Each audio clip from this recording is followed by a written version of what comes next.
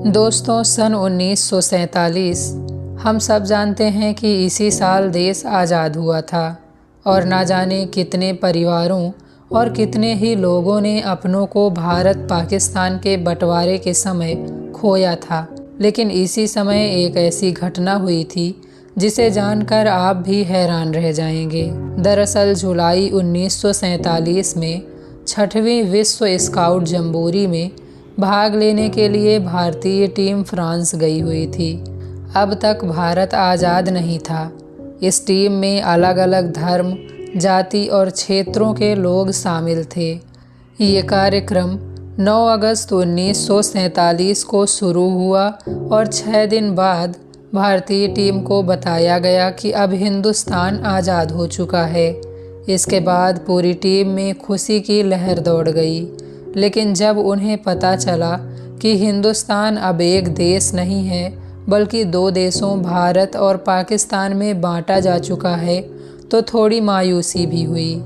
इसके बाद भारतीय टीम के पास भारत का तिरंगा झंडा और मिठाइयाँ भेजी गईं। इस झंडे को अगले दिन फहराया जाना था, लेकिन इस टीम के जो सदस्य अब पाकिस्तानी नागरिक हो चुके थे, उनके पास अपने देश का कोई झंडा नहीं था, क्योंकि पाकिस्तान ने 11 अगस्त को ही अपने नेशनल फ्लैग का डिज़ाइन तैयार किया था, तो इतनी जल्दी ये फ्लैग बनाकर फ्रांस भेजना संभव नहीं था।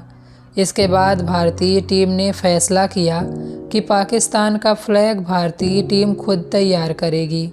इसका डिज़ाइन पाकिस्तान के स्काउट्स ने एक लोकल न्यूज़पेपर में देख रखा था। लेकिन समस्या ये थी कि इतनी जल्दी हरे और सफ़ेद रंग के कपड़े कहाँ से लाए जाएं। आखिर में इस टीम के एक खिलाड़ी गर्देजी ने अपनी सफ़ेद कमीज और मदन मोहन ने अपनी हरी पगड़ी उतार कर दिया, जिससे पाकिस्तान का झंडा बनाया गया। और इस तरह एक साथ भारत और पाकिस्तान के झंडों को इस कार्यक्रम में पहली बार फहराया गया था। इतना ही नहीं, उस समय तक पाकिस्तान का अपना कोई नेशनल एंथम भी नहीं था। इसलिए सबने मिलकर तय किया कि वो सारे जहां से अच्छा हिंदोस्तां हमारा गीत गाएंगे। नंबर 2, दोस्तों, आपको जानकर हैरानी होगी कि 1975 तक सिक्किम भारत का हिस्सा नहीं था। दरअसल 1947 में जब हमारा देश आज़ाद हुआ था, तब सिक्किम पर चोग्याल वंश का शासन था। सरदार वल्लभ भाई पटेल चाहते थे कि सिक्किम को उसी समय भारत में शामिल कर लिया जाए, लेकिन जवाहरलाल नेहरू को लगता था कि यदि सिक्किम को भारत का हिस्सा बनाएंगे तो इससे चीन से भारत के संबंध बिगड़ सकते हैं। इसीलिए सन 1950 में सिक्किम को भारत का प्रोटेक्टरेट बनाया गया। इस एग्रीमेंट के तहत सिक्किम का राजा ही सिक्किम पर शासन करता रहेगा, लेकिन डिफेंस और विदेशी मामले भारत देखेगा। 1970 तक सब ऐसे ही चलता रहा, लेकिन 1970 में सिक्किम के राजा सिक्किम को भूटान की तरह अलग देश बनाना चाहते थे।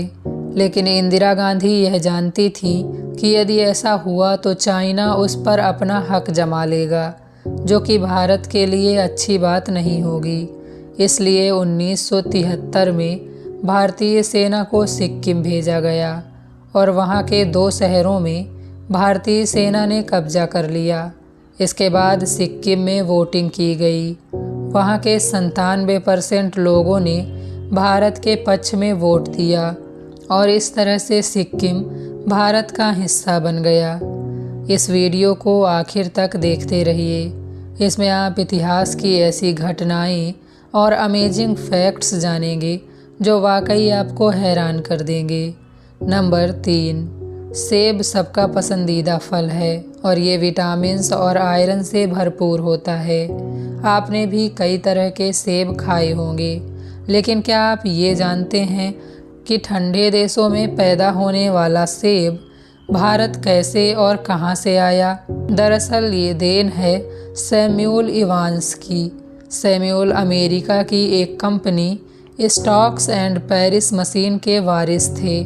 एक बार वो घूमने के लिए भारत आए, लेकिन इसके बाद यहीं के होकर रह गए। भारत आकर सैमुअल ने अपना नाम सत्यानंद रख लिया और अपना जीवन भारत में कोढ़ से पीड़ित मरीजों की सेवा करते हुए बिताया। इतना ही नहीं, सत्यानंद ने भारतीय कपड़े पहनना और भारतीय भाषा भी सीखी और अंग्रेज़ों के विरुद्ध स्वतंत्रता संग्राम में भाग भी लिया। सैमुअल ने भारत आकर शिमला के पास कोढ़ पीड़ितों की सेवा करना शुरू कर दिया। उन्होंने भारतीयों की तरह कपड़े पहनना शुरू किया। इतना ही नहीं, उन्होंने पहाड़ी बोली बोलना भी सीख लिया। इससे भारतीय उन्हें अपना मानने लगे। साल 1916 में सैमुअल को अमेरिका में उगाए जाने वाले सेब की एक प्रजाति के बारे में पता चला, जिसे देखकर उन्हें लगा कि हिमालय के मौसम और मिट्टी में इसे उगाया जा सकता है। इसलिए उन्होंने पहाड़ी लोगों को सेब की खेती करने के लिए जागरूक किया ताकि उन्हें रोजगार मिल सके। इतना ही नहीं, उन्होंने अपने जानकारों के जरिए पहाड़ी लोगों को दिल्ली के बाज़ारों तक भी पहुंचाया ताकि वो यहाँ आकर अपने सेब बेच सकें। इसलिए सैमुअल को हिमालय का जोहनी एप्पल सीड भी कहा जाता है। यदि आज आप भारत में सेब खा पा रहे हैं तो वह सत्यानंद या सैमुअल की ही देन है। नंबर 4, 17वीं शताब्दी में एक व्यक्ति ने एक मर्डर कर दिया। इस व्यक्ति का नाम था लेजरस कोलोरेडो। कोर्ट ने जब केस की जांच की तो कोलोरेडो को दोषी ठहराया गया और उसे फांसी की सज़ा सुना दी गई। लेकिन लेजरस कोलोरेडो एक व्यक्ति नहीं था, बल्कि उसके साथ उसका भाई भी जुड़ा हुआ था, जैसा कि आप इस फोटो में देख सकते हैं। जब लोगों को इसके बारे में पता चला तो लोगों ने फांसी का विरोध किया, क्योंकि यदि कोलोरेडो को फांसी होती तो उसका निर्दोष भाई भी लेजरस के साथ ही मारा जाता। पर यह बात जनता को मंजूर नहीं थी, क्योंकि कोलोरेडो के भाई ने कुछ भी नहीं किया था और इसमें उसके भाई का कोई दोष नहीं था। किसी भी सभ्य समाज का कानून भी यही कहता है कि किसी बेगुनाह को सज़ा नहीं होनी चाहिए, भले ही कोई गुनहगार सज़ा से बच जाए। बाद में जब जनता का विरोध ज़्यादा बढ़ा तो इसका केस वापस कोर्ट में गया। यह केस बहुत ही अजीब था, क्योंकि यदि लेजरस कोलोरेडो को सज़ा होती तो उसके भाई को भी सज़ा मिलती और उसका भाई बिल्कुल बेगुनाह था। उसके बाद कोर्ट ने कोलोरेडो को छोड़ दिया, क्योंकि कोर्ट उसके निर्दोष भाई को सज़ा नहीं देना चाहती थी। यह इतिहास का सबसे अजीब केस था। नंबर 5, भारत के नॉर्थ ईस्ट में लगभग 500 साल पुराना एक ऐसा पुल है जो पेड़ों की जड़ों से बना है। ये पेड़ पाकड़ और बरगद के हैं। पेड़ों की जड़ों से बना ये पुल ज़मीन से काफ़ी ऊंचाई पर है और इसके नीचे से नदी और नाले बहते हैं।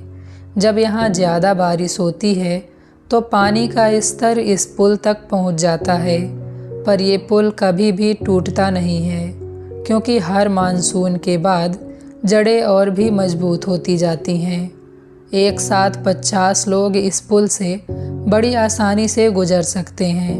दोस्तों, बिल गेट्स एक ऐसा व्यक्ति जिसने मात्र 21 साल की उम्र में खुद की कंपनी शुरू कर दी थी, जो 31 साल की उम्र में दुनिया का सबसे यंगेस्ट अरबपति बना और लगातार 13 सालों तक दुनिया का सबसे अमीर इंसान रहा।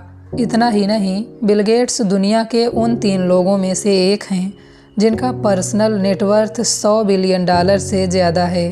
फिर भी आपको जानकर हैरानी होगी कि उनकी सभी गर्लफ्रेंड्स और यहाँ तक कि उनकी वाइफ भी उन्हें छोड़कर चली गई थी। तो आज की इस वीडियो में बस इतना ही। वीडियो अगर आपको पसंद आई हो तो वीडियो को लाइक कर देना और हमारे चैनल पर नए आए हो तो चैनल को सब्सक्राइब कर लेना। मिलते हैं नेक्स्ट वीडियो में, तब तक के लिए बाय बाय दोस्तों।